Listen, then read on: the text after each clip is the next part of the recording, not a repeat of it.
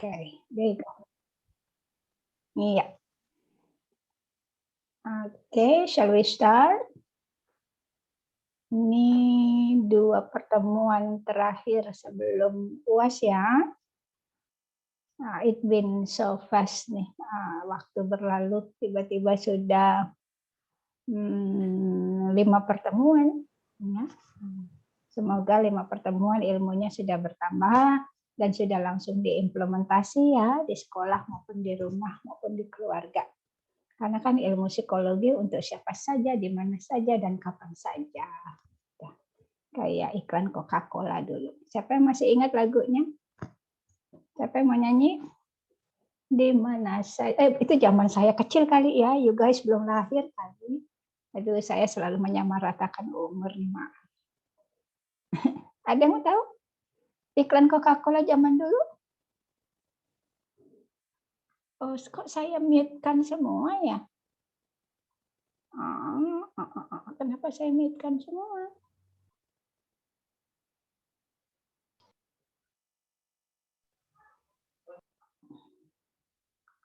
Apakah saya mute-kan semua? Tidak, Ibu. Oh, enggak. Tidak, Bu. Enggak Tidak, bisa. Bu. Oke. Tidak, Ibu. Oke. Enggak, soalnya enggak ada yang jawab gitu. Kirain saya salah pencet. Apa enggak jawab karena emang belum kenal lagu Coca-Cola? Karena kami ingin dengar Ibu nyanyi, Bu. Saya bukan penyanyi, tapi saya punya darah loh, darah santai ya, maksudnya cuma sebentar aja. Yang putri saya itu satu dari Sunda. Jadi yang dari bapak itu ada Sunda, ada Jawa. Tapi kalau dari ibu Jawa dua-duanya. Nah, yang dari bapak ini orang Garut, kita manggilnya yang putri Garut. Nah, beliau katanya mantan sinden gitu. Nah, ketemu sama yang kakung putri saya dari Solo. Jadi Solo ketemu Garut gitu. Jadi kalau umpama dibilang saya punya turunan penyanyi, ya ada, cuman ya enggak ada yang jadi penyanyi. Sinden, Garut. Sinden profesional gitu juga. Oke, tapi saya nggak bisa bahasa Sunda. Jangan ajak saya berbicara bahasa Sunda. Saya paling parah, saya di Jember kuliah 5 tahun, tetap nggak bisa bahasa Madura, nggak bisa bahasa Jawa. Notabene bapak ibu saya orang Jawa. Parah, saya nggak tahu bisanya bahasa Indonesia, bahasa Inggris aja. Baik. Oke. Nggak usah nyanyi ya, pokoknya itu cari deh, di recall lagi lagu Coca-Cola zaman dulu, di mana saja, kapan saja, siapa saja, selalu Coca-Cola. Gitu. Baik. Sekarang kita apa? Bicara tentang apa? Cultural intelligence. Cultural intelligence. Ya. Waktu di kecerdasan majemuk ada tersebut cultural intelligence. Ada? Coba siapa ingat multiple intelligences? Atau kemarin kita ngomongin adversity. Apakah ada gitu di 9 kecerdasan? Interpersonal, Kak, Bu? Berarti dia masuk ke dalam sebuah kecerdasan utama ya, terkait pada sebuah beberapa kecerdasan utama, tidak hanya interpersonal. Apalagi kira-kira itu kalau kita bicara cultural diversity, cultural quotient, cultural intelligences, itu koneksinya kemana saja ya? Budaya. Orang selama ini rata ya, enggak semua gitu. Bicara kalau budaya tuh cuman nyanyi, lalu nari gitu, lalu art ya, baju, Linguistik juga bisa ya, Bu? bahasa, iya gitu ya, kayak gitu. Jadi lebih kepada yang seperti itu budaya ya, perbedaan beragam lagu, beragam pakaian daerah, beragam tata istiadat, gitu. Itu budaya cultural. Oke, jadi sebenarnya kira-kira kalau kita bicara cultural intelligence, emang perlukah gitu? Pertanyaannya zaman sekarang malah perlu banget. Karena apa? Karena kan abad 21, salah satu konsep abad 21 adalah kolaborasi. Ya, networking. Nah, dulu kolaborasi enggak terlalu, malah sangat individu, sangat waduh perusahaan maunya sendiri yang terkenal atau pemimpin maunya sendiri yang terkenal, dia juara kelas maunya sendiri yang jadi juara, yang lain nggak usah juara gitu. Kayaknya kalau udah juara kelas tuh dia the best and the only one gitu, the one and only gitu. Sekarang udah nggak bisa, malah sekarang nggak ada lagi pengkultusan seperti itu gitu. We can't live without anyone else zaman sekarang. Apalagi sekarang sudah perkembangannya ke teknologi gitu. Saya aja kalau nggak ada Pak Hadi sama Pak Derajat di ruangan, kalau saya lagi gaptek-gaptek tinggal panggil, Pak Hadi ini kenapa? Pak Derajat kenapa? Ya datang, mereka bantuin. Jam itu baru saya yang udah sedemikian rupa kayak gini gitu ya. Masih aja kadang gagap gitu. Apalagi yang benar-benar gagap gitu. Jadi ya memang harus butuh orang lain zaman sekarang gitu ya. Nah, itulah makanya mengapa zaman sekarang cultural quotient itu menjadi semakin penting dimiliki karena perkembangan komunitas di keluarga maupun di masyarakat maupun di bangsa maupun di multi negara gitu. Ya, nah, karena nobody can stand alone zaman sekarang lah kayak begitu. Okay. Walaupun saya di rumah aja Bu kerja ada yang bilang gitu. Tapi saya dengan laptop, dia pikir laptop itu tidak terengage dengan orang lain, apa tidak terkoneksi dengan orang lain? Iya benar di ruangan sendiri, tapi dengan laptop menyelusur semuanya, ya berarti kan dia terikat dengan atau terengage dengan orang lain, begitu. Ya. Oke, jadi konsepnya sudah terbayang ya, kenapa cultural quotient itu penting sekali. Karena tantangan abad 21. Tantangan abad 21 adalah benang merahnya komunikasi, kolaborasi, inovasi. Ya, begitu. Itu yang paling benang merah yang paling utama di tantangan abad 21.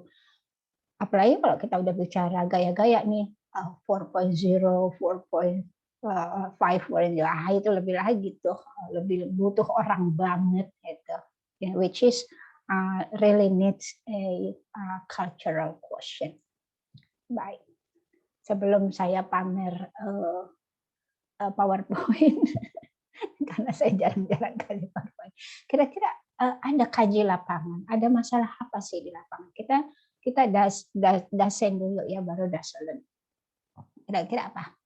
Di lapangan yang biasanya terjadi permasalahan terkoneksi dengan cultural quotient seseorang atau sekelompok masyarakat. Silakan. Saya Bu. Saya baru terjadi minggu lalu kejadian di lingkungan yaitu tentang rapat RT yang bermasalah dengan lingkungan, dengan selokan saluran belakang. Nah itu kita ada rapat antar warga. Nah itu ada permasalahan saluran lingkungan. Di situ kita rapat, itu Bu, ketua lingkungan itu atau disebut Pak RT itu selalu emosional dan tidak ada solusi. Jadi membuat solusinya itu menurut dia benar sendiri. Nah, sedangkan warga itu banyak memberikan solusi, tapi memberikan tanggapan, tapi beliau tidak masuk dengan beliau gitu, Bu. Dia merasa solusi beliau itu benar sendiri. Nah, seperti itu, Bu.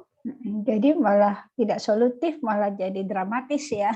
Iya, Bu. Tadinya mau solutif jadi dramatis itu. Dramatis nanti akhirnya perangis, berperang. Jadi karena ada is jadi perangis.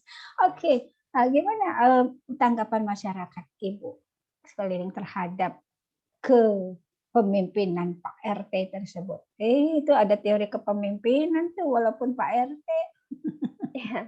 Ya, ada konsep kepemimpinan di situ.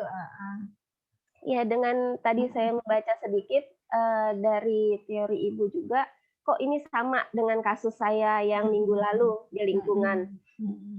Jadi di warga menyarankan memberikan pendapat itu diterima dengan RT-nya, tapi RT setempat merasa egois, jadi keputusan kita mengambil keputusan suara terbanyak, Bu. Jadi solusinya dengan adanya orang ketiga, yang tertua atau yang sesepuh. Jadi beliau menjadi jembatani untuk kita warga mencari solusinya. Oke, bisa jadi begitu. Bisa jadi dalam artian ya suara terbanyak kan Indonesia katanya dulu leluhur kita, nilai-nilai leluhur kan musyawarah dan mufakat itu ya yang sudah hampir dilupakan, hampir sirna gitu ya, nilai luhur bangsa Indonesia musyawarah untuk mencapai kemufakatan gitu kan ya. Nah, disitulah harus kita gali lagi. Itu namanya culture dalam artian nilai bangsa Indonesia itu musyawarah dan mufakat. Itu bagian dari cultural quotient gitu. Kita masih orang Indonesia kok gitu. Jadi kita masih itu kok masih tertera di GBHN dan UUD 45 gitu, musyawarah untuk mufakat itu. Berarti dia tidak menguasai budaya Indonesia, orang-orang seperti itu. Kalau egosentriknya itu tinggi sekali. Yang penting saya yang paling benar gitu ya. Nah, untungnya ada pihak-pihak yang dituakan gitu ya. Akhirnya kembali lagi. Itu cultural quotient juga tuh. Bangsa Indonesia tuh yang memegang kendali itu di adat istiadat. Orang yang paling tua, yang paling apalagi tuh itu dihormati gitu. Itu cultural quotient. Ya, jadi dengan kasus itu aja kita itu kasus ibu itu, kasus di lingkungan ibu itu syarat dengan cultural quotient, di mana akhirnya kembali pada mendengar karena deadlock ya dengan Pak RT, akhirnya diambil kebijakan untuk mendengar para sesepuh. Nah, itu cultural banget, itu budaya Indonesia banget ya. Kalau di luar negeri mah mau dia profesor tua, mau apa, nggak tertua, yang penting mereka ya terintelek gitu dan memang pemimpin gitu. Itu bangsa Indonesia tuh. Apalagi kalau umpama di budaya-budaya pesantren. Makanya kan kalau di budaya pesantren tuh kiainya udah yang paling didengar gitu. Kiai bilang A, semua bilang A. Itu cultural quotient juga, mengacu pada budaya-budaya lokal. Baik, begitu ya. Jadi itulah salah satunya, ada kata seseorang tidak menghargai, tidak piawai atau belum memiliki kecerdasan cultural, jadilah seperti itu. Gitu. Karena kan cultural quotient itu sebenarnya konsepnya perbedaan ya, gitu. Bagaimana kita menyikapi sebuah perbedaan sebenarnya itu, karena kan culture different, makanya kan we need to respect different culture, different background, different religion, different value, gitu bahasanya gitu kan berbeda. Oke. Terima kasih Ibu Anita. Ada lagi yang mau berbagi studi kasus? Ada Ibu. Silakan. Saya mencoba berbagi pengalaman saya. Waktu sebelum pandemi, saya dengan teman pergi ke Bali, Bu. Nah, kebetulan teman saya itu kan laki-laki ya, Bu. Dia tidak percaya kalau di pohon besar yang suka dikasih kain itu ya, Bu. Kotak-kotak. Iya ya. Terus dia kan kita pokoknya nggak usah aneh-aneh, kita ikutin aja. Yang penting kan ya maksudnya ikutin aja, yang tidak aneh-aneh, tidak melakukan hal-hal yang dilarang masyarakat Bali gitu, Bu. Dia malam-malam pipis di situ, maaf. Esok paginya kan dia udah menikah ya, Bu. Maaf Ibu, dia tidak bisa melakukan hubungan intim dengan istrinya. Setelah diselidiki, terus saya anjurkan untuk ke ketua adat di tempat saya menginap, didatangi, terus minta bantuan, terus meminta maaf atas kejadian itu. Awalnya mungkin rada sedikit marah ya Bu, yang orang Balinya, ketua adatnya tersebut. Tapi akhirnya setelah mungkin dengan saya berusaha untuk ngomong dengan tulus meminta maaf, dan teman saya juga meminta maaf. Awalnya dia percaya, akhirnya dia percaya kalau maksudnya secara maaf agama kami juga Islam juga kan tidak menganjurkan demikian ya Bu. Untuk sembarangan ya. Sembarangan sambil berdiri kan Bu ya. Nah, akhirnya minta maaf setelah musyawarah, akhirnya dimaafkan. Setelah katanya tunggu 1 minggu. Setelah 1 minggu, alhamdulillah biasa lagi. Dari kejadian itu mungkin teman sayanya jadi sekarang lebih berhati-hati lagi lah, tidak sembrono lagi gitu. Itu mungkin pengalamannya Ibu. Oke, karena memang budaya itu ada beberapa konteks believe it or not ya, gitu. Jadi budaya soalnya kan budaya itu tumbuhnya udah jutaan tahun yang lalu gitu ya. Jadi sometimes we didn't on that time gitu. Kita tidak berada pada saat itu karena kita manusia sekarang gitu. Padahal budaya itu tumbuh sudah ribuan tahun yang lalu gitu. Jadi kita tidak mengalami proses to prosesnya. Jadi ada hal-hal yang kita anggap believe it or not, mustahil semacam itu. Tapi sebenarnya it is true, gitu kan ya. Jadi itu dibilang katanya itu tahayul, belum tentu karena memang itu kan berhubungan dengan spiritual semacam itu ya. Kemarin kita bicara tentang spiritual quotient semacam itu. Nah, di beberapa agama juga, terutama di Islam juga diajarkan ada di ini iman ya, rukun iman, percaya kepada makhluk ya, makhluknya gitu. Makhluk Allah kan makhluk Tuhan. Menurut Islam itu mulai dari makhluk manusia sampai ke jin. Jin ada yang jahat, ada yang baik gitu kan, kayak gitu, yang gaib gitu. Nah, dari situ aja kan kita sudah diajarkan untuk percaya kalau ada sebuah kegaiban. Mungkin di agama lain begitu ya, Pak Joko dan Pak Andi ya. Ada hal-hal yang gaib ya, malah ada kepercayaan terhadap Pak Sadikun ya gitu ya Pak ya. Nah, yang gaib macam gitu, gaib gitu. Karena disitulah terjadinya dua dunia yang tidak bisa kita jadikan satu. Nah, akhirnya kita we need to believe. Nah, belief-nya itu bukan berarti hal-hal yang dalam artian kejadian-kejadian yang tidak masuk akal, tapi andai kata terkoneksi kayak tadi tuh terkoneksi kan gitu. Pertama adalah kita buang air kecil sembarangan gitu. Kedua ya memang itu menurut orang Bali sarung-sarung kotak-kotak itu bermakna, bukan sekedar pohon disarungin kotak-kotak warna hitam putih itu cuma sekedar disarung-sarungin, ada maknanya. Seperti halnya kenapa orang Jawa pakai belangkon, belakangnya ada pucuknya ada di belakang bukan di depan. Orang Madura naruh celuritnya bukan di belakang kayak orang Bugis atau orang mana, tapi di depan gitu. Itu kan ada sebuah makna gitu. Jadi itulah yang akhirnya menjadi penyebab di mana ada sebuah korelasi, gitu, ada sebab akibat. Ya, itu salah satu culture. Oleh sebab itu kita harus berpijak pada punya strategi wherever we stand, we need to stand for it. Gitu.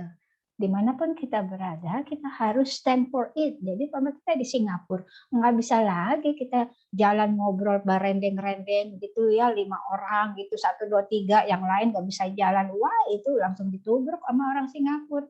Langsung dipakai bahasa-bahasa hutan udah begitu ya, karena nggak boleh jalan tuh harus begini gitu, nggak boleh begini gitu. Di tangga juga begitu, di eskalator nggak boleh umpama berdua kita menguasai tangganya, semua harus begini di kiri karena yang kanan buat orang yang jalan cepat walaupun pakai tangga jalan gitu ya. Itu hal-hal yang kayak gitu. Jadi wherever we stand for it, dalam artian di mana kita berada ya berarti kita harus menghargai apa yang menjadi nilai-nilai atau peraturan di negara. Begitu juga tadi di Bali. Oke, itu berarti cultural quotient juga ya. Dia nggak cerdas, sudah tahu ada di Bali, ada sebuah budaya luhur yang sudah begitu kuat berada di sistem kemasyarakatannya. Bisa dilihat deh beberapa negara atau daerah yang sistem agamanya lekat dengan sistem kemasyarakatannya. Itu pasti dia lebih tertata. Contohnya kayak Jepang, itu lekat sistem keagamaannya menyatu dengan sistem kemasyarakatan. Itu lekat banget Jepangnya, kayak gitu. Apalagi daerah-daerah yang Bali contohnya, kan dia sistem agamanya tuh lekat ke dalam sistem kemasyarakatannya gitu. Nah, itu terlebih mereka sangat akhirnya beti gitu, beda-beda tipis ini sistem agama apa sistem kemasyarakatan, karena dua-duanya tergabung. Itu yang sangat kita harus berhati-hati. Gitu. Baik. Ya. Ada lagi yang mau berbagi satu kasus lagi sebelum kita koneksikan tadi tuh Dasen dengan Dasolennya. Satu lagi ada yang berpendapat, Bapak-bapak? Saya, Ibu. Silakan Pak Sadiku. Ya, saya jadi teringat kasus yang dulu di Sumatera yang seorang kepala sekolah memaksakan murid-muridnya untuk memakai jilbab, di mana kita di Indonesia kan tidak seharusnya memaksakan satu budaya kepada orang lain yang memiliki budaya yang berbeda-beda. Seperti itu. Akhirnya sekarang sudah keluar peraturan. Ya, Mas Menteri ya. Dan itu masih lagi tuh diperdebatkan lagi, suruh ditarik lagi peraturan kayak gitu. Jadi memang sekarang tergantung dari tadi stand for we stand where we stand for it gitu ya.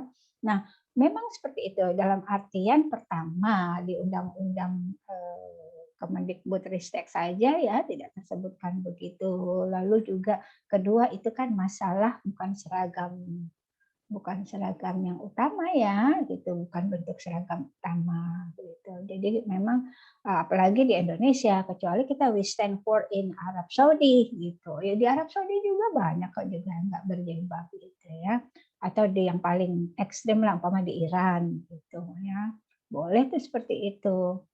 Malah kan jelas sekali kalau di Arab Saudi, di Madinah dan di Mekah ya, di Mekah itu non Muslim malah nggak bisa masuk, ya nggak apa-apa karena memang peraturannya seperti itu gitu. Malah kalau di daerah yang lain-lain kejedah dikit, udah metropolis banget tuh, padahal sama-sama di Arab Saudi. Di Jeddah tuh udah metropolis, ada daerah-daerah yang abu-abu, yang daerah lampu merah, lampu kuning itu juga ada di Jeddah itu, udah metropolis banget gitu. Jadi tergantung. Nah, itulah kita perlu menghargainya. Apa sih peraturan, apa sih nilai? Nah, ya, nilai peraturan itu ada acuannya. Kalau acuannya tidak jelas ya berarti kita bisa mengatakan tidak gitu. Itu saja sih ya. Mau itu bentuknya jilbab, mau bentuknya apa, yang penting kita alirkan dengan aturan. Ada nggak sih alirannya gitu? Kalau memang ada peraturannya ya apa boleh buat, kita sudah harus tunduk. Yang saya tadi bilang, when we stand for it gitu. Namun kalau peraturannya yang nggak jelas, tiba-tiba dibuat peraturan sendiri tanpa acuan, itu yang kita permasalahkan gitu ya. Begitu saja kita secara intelek, manusia intelek itu seperti itu, harus mengacu pada referensi. Referensi itu bisa aturan. Aturan itu bisa dari aturan negara, ada aturan agama begitu. Lalu aturan budaya yaitu adat istiadat, value, nilai begitu. Ya, sepanjang itu tertulis dan dikatakan disepakati, dalam artian sudah tertulis disepakati ya kita memang harus ikuti. Namun kalau tidak ada kita bisa katakan tidak perlu gitu. Itu aja ya, kita walaupun culture itu erat dengan catatan tertulis gitu. Baik. Sudah ada lagi? Terima kasih Pak Sadiku. Ada lagi yang masalah tentang cultural quotient? Tidak ada ya? Baik. Saya akan mulai berbagi.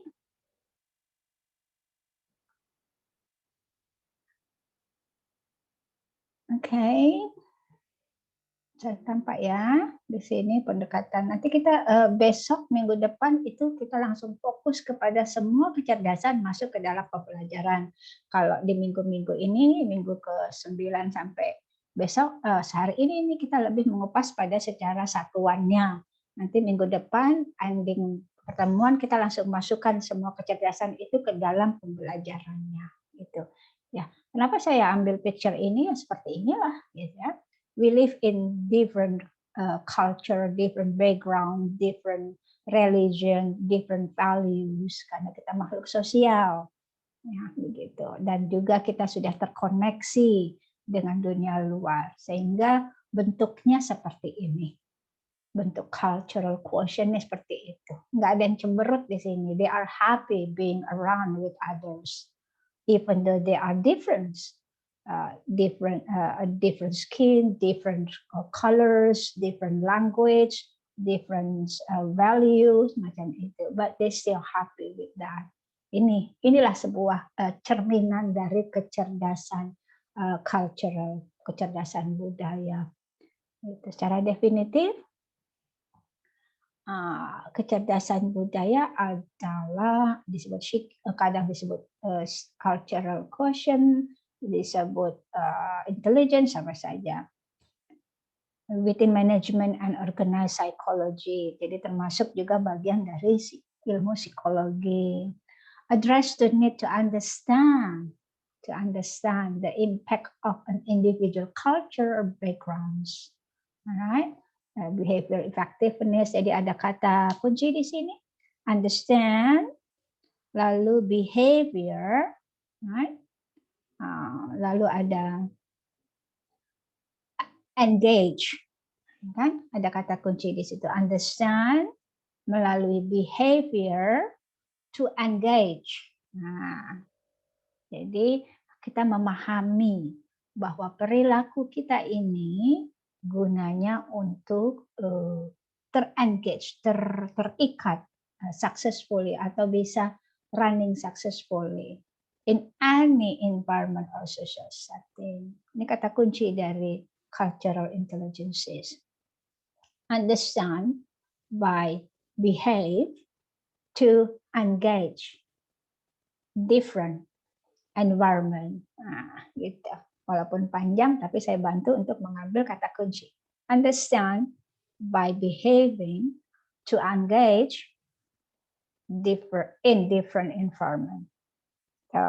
Dari catat kata kuncinya cultural intelligence. Gampang ya.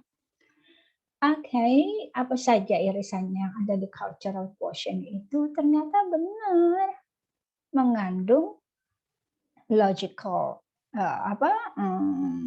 yang kecerdasan logik, ya, logical quotient itu IQ berhubungan karena ada knowledge-nya di sini, sehingga cultural quotient itu erat kaitannya dengan kapasitas IQ seseorang, cara berpikir, cara memahami, cara menganalisa, cara apalagi itu yang knowledge, sehingga dia dapat menangkap nilai pesan yang terdapat dari sesuatu itu knowledge.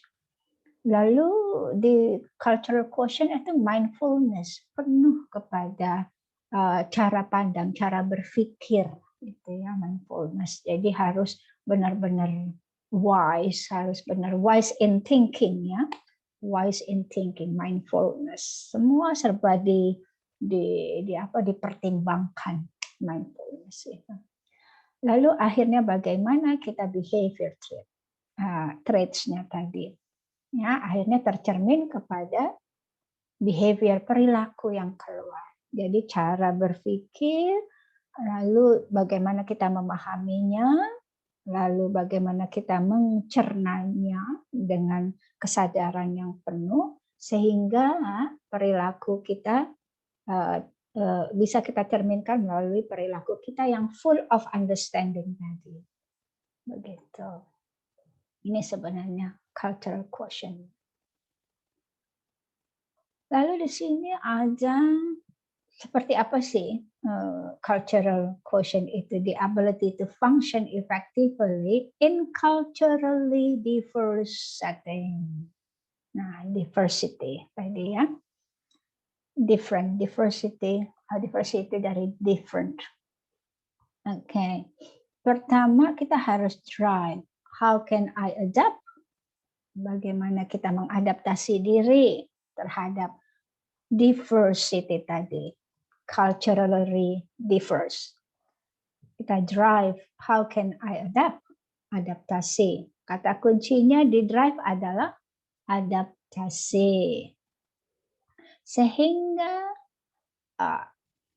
interest, motivation, and confidence. Oke, sehingga dengan adaptasi ini itu akan membangun ketertarikan kita terhadap sesuatu yang baru itu, yang belum kita kenal, lalu tentang motivasi, keinginan kita untuk memahami itu, dan juga confidence, ya sudah dong, saya memang harus mengikuti peraturan itu gitu ya, itu kan yakin gitu.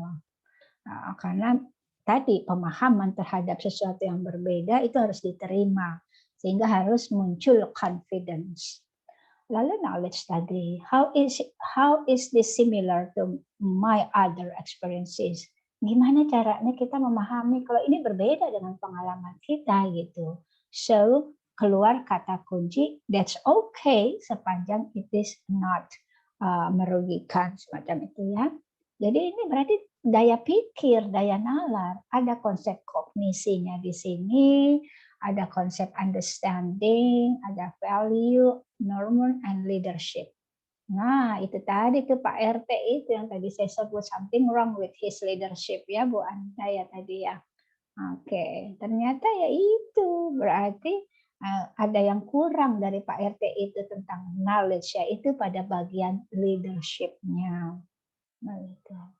Lalu ini juga setelah kita memahami bahwa tidak semua similar, tidak semua sama, berarti kita harus punya strategi dong, bagaimana nih kita menangkap keberbedaan ini. How can I plan? Berarti awareness, kepedulian kita bangun, metakognitif kita di luar hal-hal yang baku, yang regular, itu ada sebuah metakognisi. Lalu, nanti biasanya Pak Sadikun dan Pak ini yang metakognisinya biasanya dalam nih ilmu metakognisi gitu ya Pak Sadikun ya. Lalu nanti planningnya, bagaimana kita merencanakan akhirnya. Jadi nggak ribut kayak tadi. Gitu. Jadi kita checking, melihat juga seperti apa sih perbedaan itu menjadi sebuah kemufakatan akhirnya gitu. Nah, udah nggak boleh strategi lagi, setelah strategi diambil ya do, action, jangan NATO. Jadi action, how do I behave? Ya langsung kita refleksikan kepada bahasa tubuh kita gitu ya. Ada yang bilang, iya nggak apa-apa deh, saya ikutin deh peraturan sini, tapi sambil bersungut-sungut gitu ya, sambil mau diapain lagi, kita udah di sini, ya kita ikutin aja. Oh itu karena terpaksa berarti, bukan karena respecting. Ya, beda. Orang yang cultural intelligence-nya tinggi itu keluar dengan konsep respecting the culturally diverse, bukan karena terpaksa. Gitu. Daripada gue nggak selamat, mendingan udah deh gue ikutin aja deh. Enggak, nanti dia kalau udah keluar dari lingkungan sana, tetap dia punya persepsi begitu. Kalau di sana norak banget deh, kok begini aja nggak boleh sih. Nah, itu namanya bukan understanding, bukan respecting, tapi ya karena untuk cari selamat aja gitu. Oke. Berarti how do I behave? Ya harus speech act-nya dong, harus tampak. Yang tadi itu yang saya sebutkan. Verbalnya juga tampak, non-verbalnya, behaviors-nya. Supaya bahasa tubuh ini tidak ditangkap salah makna oleh orang yang punya budaya tersebut di lingkungan yang sedang kita datangi. Begitu.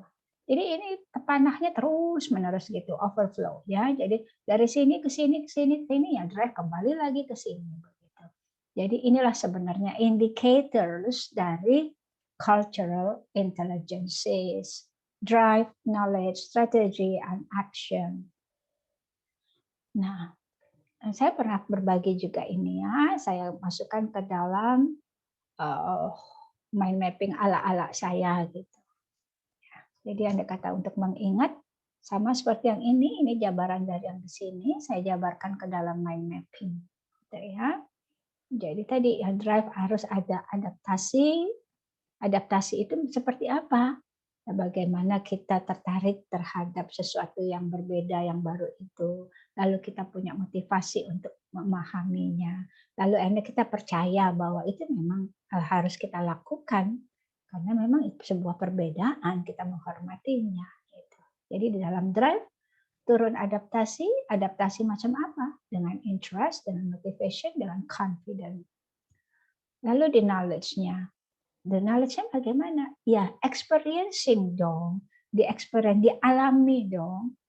Dialami, jangan langsung mentah-mentah. Nggak mau, nggak bisa. Itu bukan budaya saya, itu bukan agama saya, itu bukan macam-macam lah begitu. Dia nggak mau mengalami. Jadi untuk mengetahuinya, knowledge-nya itu harus experiencing.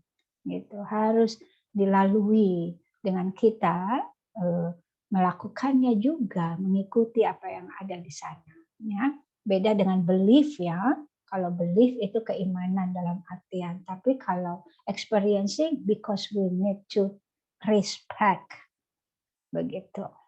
Beda. Nanti ada dulu di kelas yang 1 tahun lalu bertanya, Bu, jadi gimana dong Bu? Jadi kita gampang bergoyah dong iman kita. Cultural intelligence itu bukan keimanan, gitu, beda ya. Maksudnya ini lebih kepada dasarnya we respect the differences. Karena kalau kita bicara tentang keimanan, ya Allah aja Tuhan menciptakan berbagai macam. Kan semuanya ini bangsa di dunia yang berbeda, ciptaan siapa? Kalau bukan ciptaan Tuhan, kan gitu. Masa ciptaan orang lain? Berarti kan di situ konteksnya Tuhan aja memberikan sebuah contoh-contoh berbeda gitu. Ya, itu bukan ciptaan orang lain. Kalau bicara tentang keimanan, ya iya dong kita harus. Yang tadi saya bilang percaya juga kepada makhluk halus, gaib gitu ya, jin dan manusia. Udah kayak tadi, ini mirip kayak tadi. Saya gambarkan ke dalam mind map supaya mudah diingat. Kalau mind map kan mudah ingat. Oh, kalau drive itu akhirnya diimplementasikan dengan adaptasi. Adaptasi itu ada interested, motivation. Nah, itu juga knowledge. Dengan harus experience. Experience itu apa? Cognitive, understanding, value, leadership. Ya. Dengan menghafal mind map itu gampang nanti kita kalau mengurai, kalau kita bikin essay. Ya, jadi berarti saya bisa tahu alur cara berpikirnya seperti itu. Oke, ini metacognition ini saya hubungkan dengan kecerdasan yang ada di Bloom taksonomi. Ya, situ. Ini harus ingat. Nah, di sini sudah kelihatan tuh bagaimana kita punya kekuatan-kekuatan kognitif ya. Namanya metakognisi, berarti kognitif. Lalu actionnya seperti ini. Sama, ini adalah mind map dari sirkulasi 4 indikator dari cultural quotient. Sudah begitu. Nah, ini bagaimana the 4-dimensional model of cultural intelligence sama seperti itu. Ya. Jadi ada cara mengukurnya seperti ini. Kita lihat dulu motivasi indikatornya apa aja. Intrinsic, extrinsic, self efficacy. Nah, ini keluar nih nanti ini di tesis-tesis. Bagaimana karyawan punya self efficacy. Wah, seperti itulah. Nah, lalu bagaimana cultural nanti COD ada semacam learning organization nanti berpengaruh pada itulah ya. Jadi ini cara nilainya seperti ini. Bagaimana mengukurnya? Kalau tentang strategi metakognitif, bagaimana awareness-nya, bagaimana sistem planning-nya, bagaimana sistem checking-nya. Kalau di behavior, bagaimana verbalnya, bagaimana non-verbalnya, bagaimana speech act-nya. Itu cara mengukurnya seperti itu. Baik. Silakan. Ada pertanyaan? Atau ada tanggapan? Atau koneksikan dengan apa yang terjadi? Silakan. Saya keluarkan kan? Saya keluarkan ya. Kita berdiskusi kembali.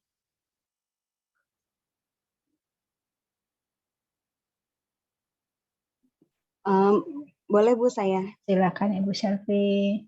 Ya, menanggapi mind map yang tadi Ibu, saya jadi teringat ketika dulu saya pernah memberikan les-lesan ke anak orang Afrika. Jadi saya ketika saya bukain pintu itu, saya dibukain oleh mamanya orang Afrika, tinggi, besar, hitam, dan ada ketika saya dibukakan pintu itu banyak anak-anak yang lewat kebetulan di depan rumahnya dia itu. Dan mereka bilang, wah orang negro gitu kan. Secara kan orang Afrika nggak suka ya, mereka nggak suka dipanggil orang negro. Jadi dia waduh saya dipanggil negro di rumah saya sendiri, kata dia kayak gitu. Jadi mungkin karena anak-anak tersebut itu tidak ada knowledge-nya kalau sebenarnya mereka tidak boleh mengucapkan negro kepada orang hitam. Mungkin bila diberikan pengetahuan kepada anak-anak tersebut, selanjutnya mungkin mereka akan aware sehingga tidak akan memanggil lagi orang-orang hitam menjadi orang negro dan akan memanggil dengan nama sebutan lain, mungkin sama-sama bule atau apa gitu kan. Itu aja sih Bu, kayaknya itu udah cycle-nya udah begitu ya. Udah knowledge. Nah, knowledge, pengetahuan. Siapa yang terintegrasi terhadap pemberian pengetahuan ini? Silakan, siapa saja yang punya tanggung jawab memberikan pengetahuan ini terhadap contohnya anak-anak tadi atau anak-anak secara se-Indonesia atau sedunia. Silakan. Mungkin bila di sekolah-sekolah diberikan kayak cultural background beberapa hal sedunia pada umumnya, mungkin itu tidak akan terjadi. Iya. Ada lagi yang lebih sempit lagi, sistem apa? Itu sistem sekolah ya, sistem kurikulum sekolah. Silakan Bu, Pak Andi. Iya, Bu Farida. Saya setuju, memang pendidikan ini menjadi satu bagian yang tidak bisa terpisahkan di dalam membentuk segala satu karakter daripada pribadi, sehingga akan menumbuhkan beberapa kecerdasan yang ada. Kalau saya lebih kepada bagaimana bentukan itu berasal dari keluarga ya, Bu. Iya. Kenapa? Karena anak itu sangat sekali copy-paste dengan apa yang dilihatnya. Karena saya ada satu contoh menarik nih Bu, boleh saya cerita dikit ya? Silakan. Jadi ada satu anak dia kalau menangani satu gesekan dengan kawannya itu petikannya itu cipratannya cepat sekali gitu, kepancing. Nah ternyata pas diselusurin itu bentukan dari keluarganya. Karena saya teringat ketika pertama kali ketemu dengan orang tuanya pernah berpesan begini, Pak, saya titipkan anak saya, dan sekolah jangan segan-segan untuk memberikan punishment. Memukul pun nggak apa-apa, saya izinkan. Saya katakan, mohon maaf Pak, di sekolah kami tidak ada konsekuensi seperti itu. Tidak kena punishment, yang ada konsekuensi, dan itu pun dengan secara edukatif. Saya katakan begitu. Nah ternyata memang skup yang paling kecil adalah ya saya setuju bagaimana bentukan itu dimulai dari keluarga. Baru kemudian ke luar. Betul. Baik. Iya, betul. Betul sekali. Keluarga memang pertanyaan sistem terkecil ya, sistem masyarakat di masyarakat kita adalah di keluarga. Sekarang baik. Andai kata saya dulu juga berpengalaman jadi guru gitu Pak, jadi kepala sekolah. Itu udah kelihatan kalau mau lihat orang tuanya, lihat anaknya gitu. Itu saya empiriskan gitu. Nah, kalau ya Bu, tapi kalau orang tua sibuk berarti dia ngikutin siapa? Lihat babysitternya gitu. Benar ternyata loh, sampai ada yang anak itu mirip banget wajahnya sama babysitternya gitu. Karena apa? Karena tidur makan sama babysitternya, bapak ibunya sibuk gitu. Itu karena ada kekuatan emosi ya, ada akhirnya terbangun loh sampai seperti itu, dan itu diiyakan oleh guru-guru yang lain. Saya bilang ini kenapa anak mirip banget kayak babysitternya ya mukanya ya gitu. Ternyata benar, be careful. Bukan berarti kita nggak mau mirip dengan babysitter. Kebetulan babysitternya cantik banget dan edukatif gitu ya, maksudnya terdidik gitu. Tapi disitulah kelihatan gitu bahwa orang lain pun bisa membuat menyamakan seseorang karena kekuatan emosi dan kekuatan apalagi ya emosi lah terutama ya sosial terhadap seseorang itu akhirnya bisa merubah, jangankan merubah mindset, merubah wajah aja hanya kelihatan kan apa kan wajah kan perilaku itu bagian dari pikiran gitu ya, tercermin tadi pikiran kita, knowledge kita seperti apa, akhirnya behavior kita keluarnya. Jadi rada mirip-mirip, ada benang merah antara what we think dengan what we act begitu. Nah begitu juga dengan si anak. Begitu. Nah bagaimana kalau itu terjadi pada seorang tua yang juga punya komunitas gitu. Komunitasnya komunitas eksklusif lagi. Nah, otomatis sistem yang ada di keluarga itu pun terpengaruh lagi dari dia berkomunitas dengan sebuah community gitu. Yang komunitinya macam-macam lah. Ada yang community cowboy, ada yang community sara, ada yang community politik gitu kan ya. Nah, itu dia. Jadi tetap benar sekali keluarga menjadi bagian penting. Tetapi ingat sekarang para orang tua pun terengage dengan organisasi di luar. Sehingga it could be changing again. Apa yang dikuasai mungkin malah didikan orang tuanya si orang tua ini bisa hilang karena kekuatan emosi dia bersama organisasi lainnya, komunitas lainnya di luar begitu. Ya, contohnya deh sekarang yang saya sebutkan itu contoh goes itu ya, bayangin itu bisa merubah perilaku loh, bela-belain saya nggak makan daripada saya nggak beli Brompton gitu kan ya, sepeda yang seharga 37 juta dan 40 juta itu gitu. Kayak begitu bela-belain saya nggak ngerokok gitu ya, karena saya ingin waktu jalan-jalan goes itu pakai Brompton gitu ya, gitu. Nggak mau pakai yang model sepeda yang lama-lama tuh model apa tuh merek-merek yang lain. Itu bisa merubah perilaku karena sebuah komunitas gitu. Jadi gitulah. Itu yang kita sebut cultural quotient-nya, cultural intelligence-nya. Bagaimana kita bisa bertahan dalam arti bagaimana kita menggunakan knowledge kita untuk mensortir apa yang tetap menjadi good value or logical value, karena kita dituntut untuk pakai kognitif tadi, metakognitif. Jadi jangan sekedar ikut-ikutan aja, gunakan dong metakognitif kita. Kalau udah keterlaluan mah bela-belain tadinya belanja istrinya 1 juta seminggu jadi kurang jadi 700 gara-gara dia pengen nabung beli Brompton tadi gitu kan. Itu kan udah nggak logis itu kan ya. Jadi kayak gitu, itu contoh aja, bukan berarti saya lagi ngiri sama orang yang saya nggak punya Brompton gitu, enggak. Cuma sesuatu hal-hal yang sekarang trennya itu sangat illogical, irrational gitu. It's just only for pride gitu. Saya benang merahnya adalah value seseorang bisa berubah oleh sebuah kekuatan. Kekuatan itu bisa dari seseorang, bisa dari komunitas, bisa dari peraturan. Nah, tapi orang cenderung kalau udah peraturan udah alergi, tapi kalau udah komunitas ampun deh gitu. Pokoknya saking dia mau eksis. Nah, itulah kebutuhan eksistensi kita ya, berada di sebuah lingkungan, kita pengen eksis, akhirnya kita akan kehilangan tadi itu cultural quotient-nya dengan using knowledge, dengan using apalagi tadi? Ya, habis knowledge strategi kita using, setelah itu baru drive ya. Saya sebutkan drive, knowledge, strategi, and actionnya gitu. Kita behavior, kita ungkapkan dengan perilaku begitu ya. Jadi berarti apa intinya? Sekarang sudah tidak aman lagi berada di mana-mana. Jadi yang bikin aman adalah kecerdasan, gitu. Ya, bukan nggak aman maksudnya nggak aman kita nggak aman gara-gara dibunuh, enggak, bukan, aman cara berpikir gitu. Ya, kadang kita yang tadinya kita masih polos, masih apa, berada di sebuah komunitas dalam 3 bulan langsung berubah total gitu. Yang ekstrim, yang apa, atau yang gila-gilaan kadang gitu kan. Ya dengan durasi yang ngaco sampai yang bagus banget gitu ya. Gitu kan.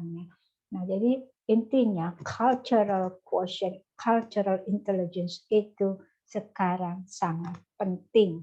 Itu. Kemarin ada yang bilang emosi lebih penting dari IQ. Nah, lalu ada lagi, oh ada IQ, ada EQ, ternyata dia tetap suka putus asa. Oh berarti EQ-nya, adversity-nya kurang. Udah nih adversity-nya sudah oke nih, dia udah pantang menyerah lah. Tetapi tetap aja bisa dipengaruhi oleh orang lain gitu.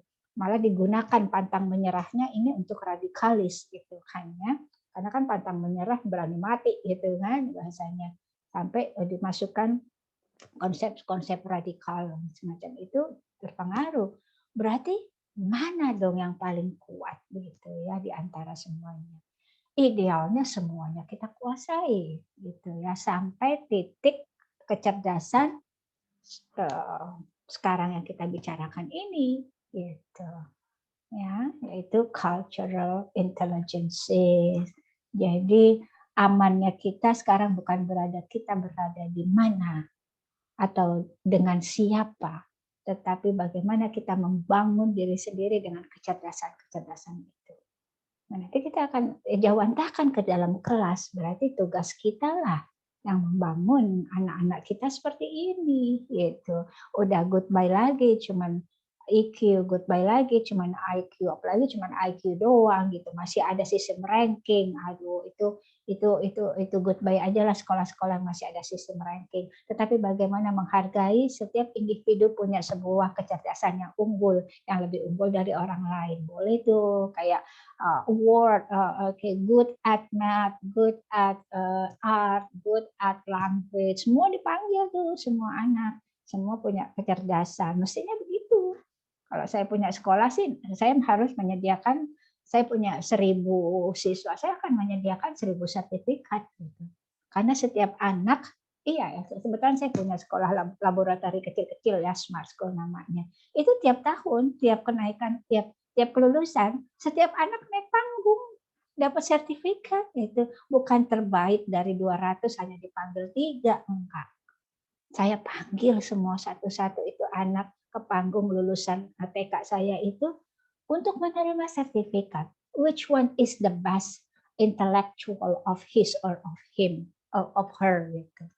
Jadi setiap anak punya gitu sertifikat, dia jago di art, dia jago di music, dia jago di ini seperti itu. Nanti Anda kata umat apa ini saya 1.000, saya akan tetap kasih, tapi dengan apa ya istilahnya diwakilkan gitu, apa istilahnya di simbolis aja nanti umpama ya masing-masing memegang piagamnya I'm good at gitu. Itulah sebuah penghargaan kita terhadap kekhususan individu gitu. Dan no matter dia mau matematik, mau language, tapi dia hebat, kita harus hargai. Itu sudah saya lakukan di Smart School sekolah saya sendiri. Baik.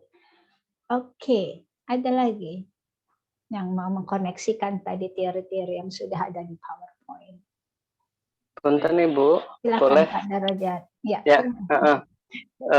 Terima kasih banyak. Punten, keterkaitannya dengan cultural questions, kalau kita kaitkan dengan sekup yang mungkin lebih luas lagi, seumpama dalam satu institusi atau organisasi gitu, kaitannya dengan ini kan budaya gitu, kan rata-rata gimana ini memasukkan budaya-budaya kita yang sudah dapat knowledge-nya sudah lebih terbuka jauh dibandingkan dengan lingkungan, situasi organisasi tersebut gitu, di mana organisasi tersebut kadang-kadang kan susah ya untuk mau berubah melihat culture yang ada yang baru sekarang gitu. Nah itu perubahan-perubahan ini menyikapinya seperti itu di lingkup yang lebih luas lagi di organisasi.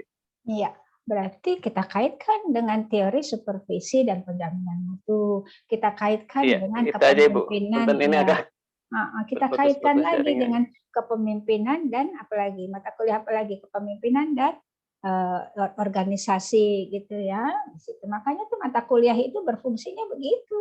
Jangan berdiri sendiri nanti mata kuliahnya ya. Dikaitkan tuh sampai akhirnya ada kata, oh ya terjadi ini ya, kita riset deh, pakailah metodologi penelitian begitu. Sebenarnya mata kuliah yang Bapak Ibu ampu itu semuanya terkait. Kalau bicara tentang organisasi, berarti ada sebuah budaya yang akan dirubah dalam sebuah organisasi, dan berarti kita harus melihat konsep organisasi itu sendiri, sebuah konsep keterbukaan, lalu adakah continual improvement di sana, adakah konsep kolaboratif di organisasi tersebut, gitu ya, adakah leadership-nya membangun itu, ya, membangun konsep itu, bagaimana bentuk typical leadership-nya si pemimpinnya di sana, apakah situasional, apakah apalagi itu macam-macam lah ya, yang kayak gitu ya, yang pemimpin yang transformasional gitu. Nah, itu kaitannya di sana. Kalau kita bicara tentang organisasi, di mana berarti faktor psikologi pendidikannya ya kita masukkan dalam pendekatannya gitu ya. Tapi konsep bangun itu sendiri harus dilihat dari konsep bangun organisasinya. Apakah organisasinya itu sudah termasuk organisasi pembelajar, continual learning organization, harus dibangun dulu itu semacam itu ya, sehingga pada saat kita merubah sesuatu itu akan lebih transformatif, lebih mudah daripada yang bentukan organisasi yang masih kaku banget, yang masih nggak mau melakukan menjadi learning organization, masih yang itu masih tertutup gitu. Terus kita masukkan sesuatu yang baru gitu, walaupun pendekatan psikologisnya udah kuat, itu berarti mesti upayanya lebih kuat daripada apabila organisasi itu udah termasuk learning organization gitu ya, sehingga kesadaran untuk berubahnya tinggi. Jadi harus satu persatu ataupun secara serentak begitu. Jadi dibangun dulu sistemnya, dibangun dulu budaya organisasinya, sehingga dia sudah bisa membentuk watak setiap individu di dalam organisasinya dengan sebuah komitmen terhadap organisasi. Sehingga pada saat kita masuk sesuatu ada perubahan, itu dengan mudah. Keberterimaannya itu lebih mulus daripada kita belum membangun organisasi menjadi organisasi yang learning organization. Begitu. Gitu Pak Darajat. Mohon izin Ibu. Oke. Bisa ada lagi? Mohon izin Ibu. Iya, silakan Ibu Mei. Masya Allah Ibu, senang sekali ya mengikuti mata kuliah ini, terutama materi ini Ibu. Ini sepertinya kayak rangkuman dari semua intelligence. Senang gitu karena sekolah saya kan boarding ya Bu ya, dari Sabang sampai Merauke itu santri semuanya ada ya. Wow. Sehingga mappingnya ini Masya Allah gitu Ibu. Kan ada yang di strategi ini juga dari knowledge, strategi, kemudian action dan drive-nya ini alhamdulillah gitu, sedikit banyak walaupun ilmunya baru dapat sekarang itu praktiknya itu sudah dilakukan di boarding gitu. Salah satunya adalah ketika MPLS ya, masa pengenalan lingkungan sekolah. Itu untuk menyatukan santri ya dari Sabang sampai Merauke ini benar-benar Masya Allah gitu, tidak semudah membalikan tangan, apalagi ada laki-laki dan santri Ahwat, santri Ikhwan gitu ya, laki-laki dan perempuan. Sehingga muncul saat itu sampai titik yang di strateginya adalah adanya kegiatan besar yaitu ragam budaya Nusantara. Oke. Ya, jadi di asrama ya, di boarding itu ada memunculkan ragam budaya Nusantara supaya untuk meminimalisir dari segi verbal Ibu, dari segi perundungan ya, bullying verbal gitu. Ya, tidak hanya itu ya, dari segi fisik dan sebagainya. Nah, disitulah alhamdulillah dapat meminimalisir dari segi perundungan itu gitu, bullying. Sehingga ya tadi satu persatu diamati, oh ternyata Masya Allah mappingnya ini luar biasa Ibu, sangat bermanfaat. Iya, Masya Allah. Bahkan kalau di di lingkungan kerja kan itu sudah biasa ya, karena memang kami memang berbeda suku, tapi kan satu agama gitu. Nah, saat ini saya rasakan di kuliah ini pun saya sangat bersyukur gitu dengan teman-teman, dengan multi culture ya, multi dari segi agama, budaya, kemudian suku mungkin ya, apalagi saya tidak pernah berinteraksi itu dengan berbeda agama gitu Ibu.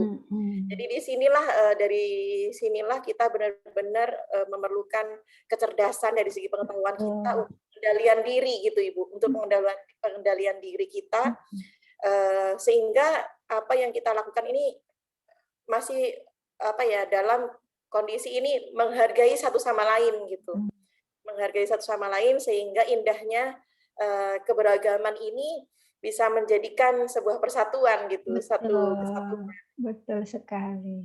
Asik sekali, bahkan sampai teringat sekali kata-kata Pak Joko ya, kita berteman selamanya ya, jangan hanya sampai kuliah saja.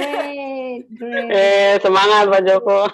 Ya itu, jadi senang sekali Ibu mengikuti materi ini, itu senang sekali, Masya Allah menarik sekali, dan mapping ini sangat indah sekali nanti untuk kami implementasikan untuk meminimalisir gejolak-gejolak atau permasalahan yang terkait dengan culture ini gitu. Terima kasih Ibu ilmunya. Alhamdulillah, that's the goal of education ya, karena education itu murninya untuk change. Makanya saya selalu sebutkan gitu, luarannya pendidikan itu sebenarnya satu, hanya change.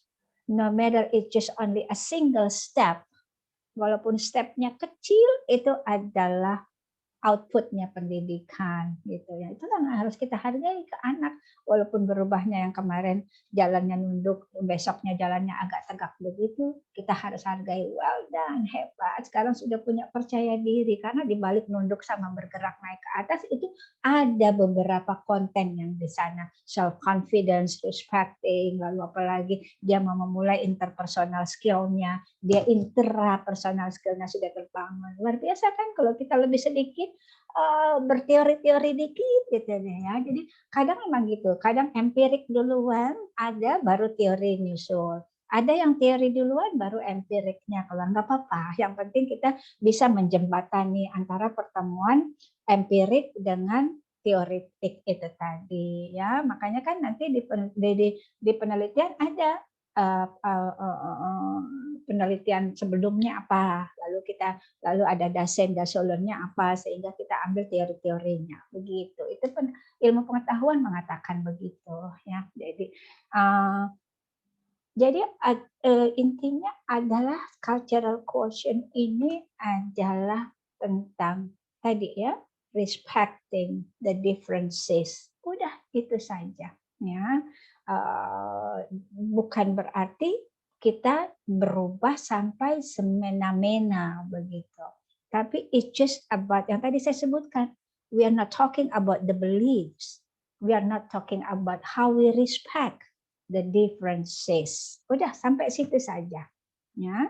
Jadi we are not changing anybody beliefs, keimanan, tetapi sebenarnya keimanan sendiri pun yaitu kita iman kepada Tuhan Maha Pencipta, percaya pada Maha Pencipta berarti kita juga percaya terhadap apa yang sudah diciptakannya. Yaitu sekarang nih yang di kelasnya ada yang keriting, ada yang botak, ada yang itu semua karena apa? Ada yang rambut panjang. Kayak gitu. Itu ciptaan siapa? Ciptaan Tuhan. Kalau kita believe in God, berarti kita harus percaya terhadap ciptaan. Ini cuma konteks satu layar ini aja loh. Ini sudah cultural intelligences gitu ya. Jadi itulah berarti kalau kita bicara tentang keimanan, mestinya itu bicara tentang keluasan cara berpikir yang sudah disiratkan Tuhan Maha Pencipta di setiap fenomena-fenomena yang ada di dunia ini gitu. Oleh sebab itu malah semakin beriman seseorang, semakin luas sekali understanding-nya. Gitu. Tadi itu. Karena diawali understanding itu ada di knowledge. Bagaimana kita mau belajar menggunakan pengetahuan. Jadi filsafat. Ikut kelas filsafat dengan saya ya? Iya. Nah, pas lah di situ. Senang sekali pokoknya Bu. Ya, mantap lah ya. Jadi itulah gunanya kita berilmu dan juga bermasyarakat. Ya, ingat ya. Nah, abad 21 itu adalah komunikasi, kolaborasi, dan inovasi. Berarti mindset kita juga, inovasi itu bukan produk aja loh. Banyak orang beranggapan inovasi itu produk gitu. Padahal inovasi itu juga mindset, juga perilaku gitu yang inovatif gitu. Bukan hanya inovasi harus melalui penelitian-penelitian gitu akhirnya keluar produk-produk unggulan. Iya betul, tapi yang lebih matang lagi inovatifnya dari cara berpikir, yaitu mindset atau perspektif. Kita berubah enggak, ragamkan aja perspektifnya. Jadi layernya itu harus dibanyakin. Yang tadinya perspektif kita layer itu lapisannya, lapisan cuma sampai 2 doang gitu ya. Kita harus banyakin layernya sehingga perspektif kita bisa berbeda. Dalam melihat ini kita gunakan perspektif ini. Dalam melihat fenomena ini kita harus gunakan perspektif ini. Perspektif apa? Ya tadi, karena ada different kind of religion, different kind of culture, different kind of value, different kinds of lifestyle. Lifestyle juga termasuk culture-nya, yaitu lifestyle begitu. Oke, mantap kan? Udah nggak terasa deh tuh, udah bentar lagi. 20 menit lagi selesai. Oke, saya nggak boleh banyak ngomong banyak, ntar dimarahin saya, nanti sertifikat saya ditarik lagi. Masih saya harus ngomong banyak. Silakan, siapa lagi? Ibu Pipit. Ibu Pipit dari tadi senyum terus, berarti udah masuk nih ya ilmunya ya Bu Pipit ya. Iya Bu. Ayo share. Berbagi sedikit Bu. Banyak juga nggak apa-apa. Ya di instansi saya itu kedatangan guru baru Bu. Kebetulan satu perumahan, tapi dia dari Palembang Bu. Jadi otomatis pada saat dia masuk sekolah itu banyak sekali penyesuaian yang memang dia belum bisa gitu ya Bu ya. Otomatis kan dia mendekat ke saya karena memang tetangga. Aduh Bu Pipit ini gimana ya, orang Sunda kok begini, kok Bu Pipit mah beda sama yang lain, nggak begini-begini gitu. Jadi mungkin saya harus apa ya Bu ya, menjelaskan ke beliau gitu bahwa memang tidak orang Sunda itu seperti itu loh Bu Nani, seperti ini. Iya, kalau lihat Bu Pipit beda, yang lain begini, saya harusnya gimana ya Bu ya gitu. Jadi kan pada saat dia penyesuaian gitu ya Bu ya, seperti yang Ibu bilang tadi, memang harus menghargai perbedaan itu di situ, karena beliau itu menyamaratakan, oh Bu Pipit saya kira orang Sunda itu semuanya begini, begini gitu Bu. Jadi menyamaratakan, menilai orang itu sama gitu Bu. Jadi dengan melihat dari penjelasan seperti Ibu ya, sangat cocok sekali sih Bu. Tadi sesuai dengan pengalaman yang saya alami gitu. Baik. Nah, itu berbaginya Ibu. Oke, thank you Bu Pipit. Tapi itu dalam loh. Dalam artian dalamnya begini. Orang sama-sama orang Sunda, kenapa implementasinya berbeda ya? Something wrong with that? Kenapa bisa begitu? Katanya culture itu sama. Dalam artian kalau orang Sunda udah tipikalnya begitu, gitu. Orang Jawa tipikalnya gitu. Tapi ternyata enggak loh, sama-sama orang Sunda, ejawantah perilakunya kenapa berbeda? Gitu. Padahal kulturnya sama, Sundanis gitu. Tapi kok pada saat ejawantahnya itu pada saat tadi actionnya kenapa berbeda? Nah, berarti ada satu yang penyempitan proses di antara knowledge strateginya tadi gitu ya. Jadi bukan berarti satu bangsa satu negara, kita aja Indonesia ada yang begini, katanya GBHN-nya satu, Pancasilanya satu gitu ya. Tapi karena ada beberapa perbedaan, ya akhirnya keluarlah berbeda. Bangsa Indonesia enggak bentuk. Tapi kalau tadi saya sebutkan, umpama negara bangsa yang dia sistem agamanya itu lekat ke dalam sistem kemasyarakatan, itu kayaknya tipikalnya sama deh. Bisa bayangkan ya kalau orang Jepang gitu. Orang Jepang jalan, orang Singapura jalan gitu. Udah kelihatan itu pasti orang Singapura tuh, jalannya cepat seradak seruduk begitu kan ya. Nggak pernah dia jalan pelan, nggak ada orang Singapura. Sampai tuh saya pernah mungkin udah banyak yang Singapura. Pernah nggak ibu-ibu? Saya nggak mau berbagi, tapi saya bertanya Bapak Ibu. Waktu di kafe-kafe atau di food court, yang bagian cleaning service malah Bapak Ibu yang tua. Kalau menurut orang Indonesia, gila ya, kejam banget sih nenek-nenek, kakek-kakek disuruh bersihin restoran. Itu kita. Ya, karena kita gayanya kalau orang tua tuh udah kudu di rumah aja gitu ya, kudu kita iniin. Kalau di sana berbeda, semakin tua, semakin dia masih eksis, itu semakin bangga dia sebagai bangsa, sebagai individu gitu. Dia merasa masih dihormati eksistensinya gitu. Mereka nggak mau berada di rumah hanya dirawat oleh anaknya. Mereka tetap anaknya kan, tapi dengan tools yang berbeda. Contohnya dia pakai sepeda ngebersihin ruangannya gitu ya, kayak gitu. Jadi disitulah gitu bentuk ejawantah dari sebuah fenomena yang sama gitu. Nah, itu dilakukan oleh sebuah tadi ada sebuah understanding strateginya, lalu knowledge-nya juga seperti apa, persepsinya seperti itu ya. Jadi sama juga, jadi berarti dengan Bu Pipit kayak begitu Bu ya, walaupun katanya oh orang Sunda tuh kayak gitu ya, mungkin karena ejawantah perilaku Bu Pipit lebih ramah dari yang lainnya. Yang tadi saya sebut Bu Pipit senyum-senyum aja nih, saya aja bisa tangkap sebentar Bu Pipit tuh senyum lolo gitu ya. Nah dari situ akhirnya simbol sebuah keterbukaan gitu. Jadi hanya dia merasa saya lebih mau deketin yang senyum dulu lah. Orang biasanya kalau senyum nih ramah, ada konteks message yang terselubung gitu. Kalau orang senyum itu udah pasti ramah gitu. Kalau orang cemberut berarti jutek gitu kan, tertutup gitu. Makanya Bapak Ibu jangan cemberut ya, ntar sampai disalah ini kan loh, salah persepsi oleh orang lain, sampai kita galak, jahat atau jutek gitu. Senyum aja lah, emang kan senyum ibadah. Oke, gitu. Mungkin gitu ya Bu ya, Bapak ya. Jadi itu tergantung dari ini tadi. Saya kembalikan ya biar lebih jelas. Oke. Ada di mana tadi letaknya itu?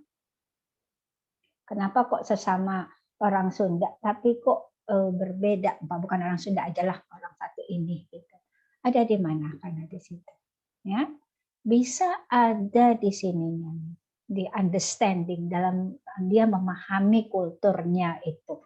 Ada yang salah persepsi gitu atau kurang persepsinya. Mungkin juga bisa di strateginya gitu. Metakognisinya nggak nyampe itu bahasanya. Ada yang kurang cerdas dalam memaknai ini gitu. Ini berhubungan dengan metakognisi kan Bu.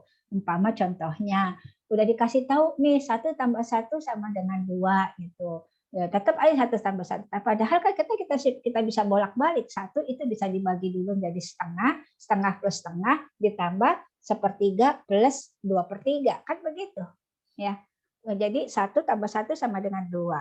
Tapi kalau orang yang kognisinya cuma segitu aja, dia cuma yakin ini 1 tambah 1 sama 1. 1 sama 1 sama dengan 2. Dia nggak tahu kalau 2 itu bisa dari setengah tambah setengah ditambah 1/3 tambah 2/3 gitu, sama dengan 2 gitu. You got the point-nya Bapak Ibu ya. Nah, di situ yang kita sebut metakognisinya. Jadi hanya ada yang tertinggal, ada yang beda luarannya, akhirnya behavior-nya berbeda gitu. Karena di metakognisinya ini dia kurang gitu. Ya, saya nggak bilang ya karena memang ada orang yang cerdas, ada yang tidak cerdas, kita harus akui dong itu gitu ya, dalam memahaminya macam itu. Ini banyak nih terjadi di masyarakat kita sekarang, terutama pada konteks-konteks keagamaan ya gitu. Satu agama pun kadang beda persepsinya karena tadi itu ada sebuah step metakognisi. Metakognisi tadi teori belum? Ayo sebutkan siapa yang belum taksonomi. Mulai dari apa ke mana? Pak Hadi hafal nih. Diketik Pak Hadi di chat. Belum. Remember. Yang kemarin sudah kita omongin. Apalagi Pak Derajat. Nah itu di situ. Understanding. Jadi dicetak, di chat. Ya siap. Coba. Nah disitulah letaknya. Ternyata pemahaman seseorang bisa berbeda karena ada sebuah step metakognisi tadi. Oke, gitu. gitu. Ini ke tingkat kecerdasan, mulai dari cuman memorizing, lalu harus masuk ke understanding, lalu setelah itu harus dianalisis lagi, dari analisis lagi harus diapain lagi? Diapain lagi, Pak? Oh, dievaluasi lagi gitu. Habis dievaluasi ada 6 di situ. Di creating ya, sampai 5, 6. Lalu nanti di creating itu ada lagi sebuah penemuan baru, innovating. Nah, kayak gitulah. Itu level metakognisi kita. Gitu. Itulah yang menyebabkan sebuah statement bisa ditangkap ribuan perspektif. Karena perbedaan metakognisi. Nah, makanya kognisi, kognitif, pengembangan kognitif itu penting juga dikembangkan di awal pada saat anak usia dini sudah mulai tuh. Sehingga nanti metakognisinya tuh luas banget, semakin dia beranjak, semakin dia tidak remembering lagi, tetapi sudah masuk tahap taksonomi belum yang kelima dan keenam. Creating dan innovating begitu. Existing, nah, gitu ya, di situ. Jadi itulah disebut kecerdasan cultural. Nggak hanya sekedar kita tahu ada sebuah perbedaan budaya, agama, value, adat istiadat, tapi bagaimana kita tadi mulai dari drive, knowledge, strategi, and actionnya terus menerus bergulir. Oke, berarti menurut saya cultural quotient ini adalah kecerdasan yang paling trendy di masa sekarang buat saya, karena mengandung semua unsur kecerdasan majemuk ada di sana. Oke, thank you Bu Pipit. Siapa lagi yang mau berbagi? Oke, itu udah tinggal 10 menit lagi ya. Baik, simpulkan dengan sebuah sintetis yang singkat saja tentang cultural quotient. Silahkan. Saya panggil apa tunjuk tangan? Saya coba, Bu. Silahkan. Cultural quotient itu cara memahami, menganalisa, berpikir, sehingga kita beradaptasi ketika berhubungan dengan orang lain yang memiliki budaya yang berbeda. Bingo. Thank you, Bu Den. Siapa lagi? Pak Sadikun nih kayaknya siap. Kelihatan kalau di kamera siapa yang udah mau siap bicara. Udah kuning di fotonya. Oke, Pak Sadikun. Kemampuan individu dalam memahami dan mencari penyelesaian masalah dalam berinteraksi pada sesamanya. Enggak ada tadi. Oke, excellent.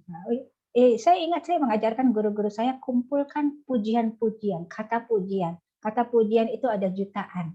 Ada yang excellent, bravo. Wah, itu kita harus punya itu di album sebagai guru. Excellent buat Pak Sadik. Siapa lagi? Boleh, Bu Farida. Oke, Pak Andi. Iya, ada 4 poin ketika kita bicara tentang cultural intelligence. Saya sebutkan salah satunya saja, Bu, supaya teman-teman kebagian 3 yang lainnya. Yang pertama adalah drive. Bagaimana kita dapat beradaptasi dengan budaya, sehingga dengan adaptasi kita bisa membangun ketertarikan kita terhadap hal baru. Itu saja, Bu. Terima kasih. Oke, way to go, Pak Andi. Siapa lagi?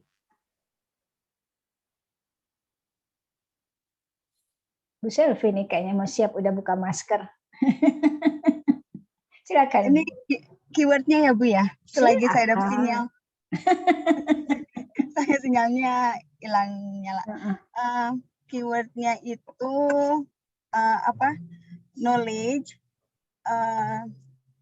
understanding to behavior, understanding by behavior to engage in any situation, environmental situation. Yes, okay, very good. Thank you, Bu Selvi. Siapa lagi? Boleh saya, Ibu? Bu Mei, silakan. Ya, bismillah. Betapa pentingnya untuk mempelajari ini cultural intelligence ya Bu. Bagaimana kita dapat berinteraksi dengan keberagaman agama, keberagaman budaya, keberagaman suku, itu memerlukan sebuah pengetahuan gitu, yang mana dari pengetahuan ini dilanjutkan dengan yang dimana dari pengetahuan ini kita bisa memahami, kita bisa menghargai sebuah nilai ya,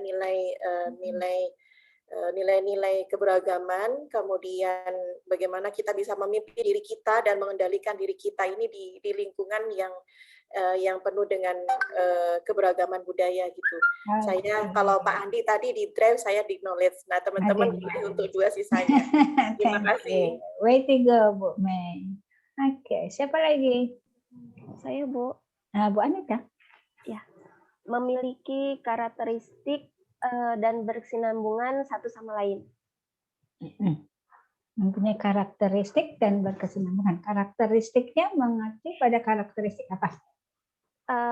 Berbeda-beda berbeda-beda sifat, berbeda-beda pendapat. Dikaitkan dan berkesinambungan, apa yang disinambung?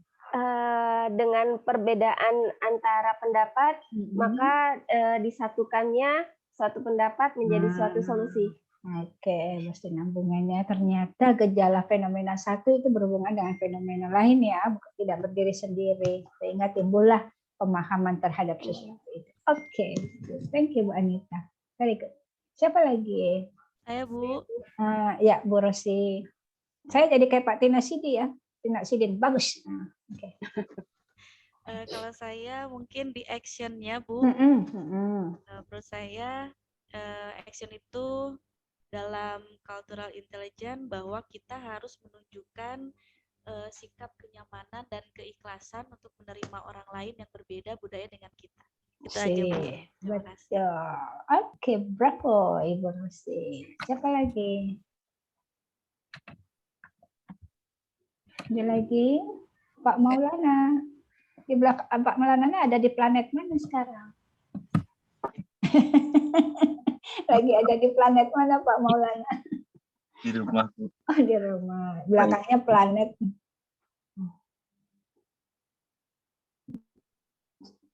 Biar kerenan sedikit. Baik, terima kasih Bu.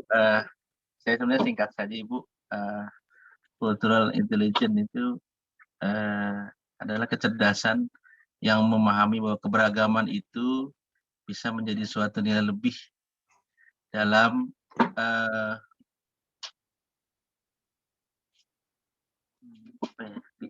bermasyarakat.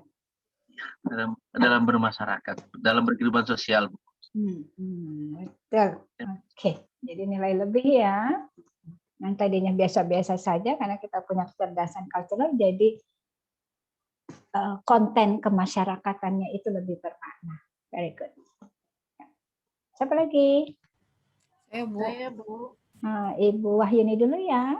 Iya Bu. Tadi cultural quotient itu kemampuan individu untuk memahami dan mampu beradaptasi ketika berhubungan dengan orang lain yang memiliki budaya yang berbeda. Kata kuncinya itu memahami atau understand, kemudian to engage atau untuk terlibat dalam any environment atau apapun lingkungan itu gitu. Oke, thank you. Very good. Buat Bapak Ibu semuanya ya. Kalau bilang quotient itu bukan question. Kalau question itu artinya pertanyaan, gitu. Bukan kecerdasan. Question itu pertanyaan, tapi quotient ya. Bukan kue. Nah, kalau pertanyaan kan kue, question. Kalau ini quotient. Biar kelihatan S2-nya bahasa Inggrisnya juga keren. Harus S2 itu harus berbahasa Inggris juga. Karena kan jadi orang yang terintegrasi dengan dunia luar. Baik, siapa lagi? Sudah tinggal beberapa menit, tidak apa-apa. Siapa yang mau lagi? Atau tadi Ibu siapa? Bu Pipi tadi ya? Siapa yang sebelum? Iya. Silakan Bu Pipi. Kecerdasan budaya adalah kecerdasan untuk menghargai perbedaan. Kalau menurut peribahasa Indonesia itu adalah di mana bumi dipijak, di situ langit dijunjung. Dengan kita memperhatikan 4 step ya Bu ya, mulai dari drive, knowledge, strategi, dan action. Nah, udah deh, Bu Pipit dapat A dan nilainya dah. Terima kasih Bu. Oke, udah bisa mengartikan where we stand for it. Gitu. Udah langsung bisa mengartikan di mana bumi berpijak kita itu, gitu ya. Oke, sip, mantap. Siapa lagi? Ada lagi sebelum berakhir? Ya Bu, saya Bu. Ya, Terakhir mungkin. Kesimpulan hari ini. Pak, Ya, pada tadi Rajat dulu dulu ya. Pada Rajat. Tadi dulu nggak apa-apa Bu. Pada Rajat ya Bu. Jangan, kalau di kelas sama di tempat kerja berbeda. Oke. Saya singkat aja mungkin Ibu gitu. Inti dari cultural quotients adalah respecting differences gitu. Dan hal ini sudah ada di dalam Islam, di dalam surah Al-Hujurat ayat 13, di mana Allah menciptakan manusia dari berbagai suku, bangsa, bahasa dan lain sebagainya. Intinya adalah saling mengenal atau lita'arufu di dalam bahasa Arab. Demikian Ibu dan teman-teman. Terima kasih. Jadi kayak ta'aruf itu maksudnya saling mengenal ya, kirain cuma mau dapat jodoh aja ta'aruf itu ya. Kan Ya, saya dengar kata ta'aruf itu kalau orang yang belum menikah dita'arufin deh gitu. Saya pikir cuma untuk cari jodoh aja, ternyata saling mengenal intinya secara keseluruhan. Baik, ya, satu lagi Pak Hadi.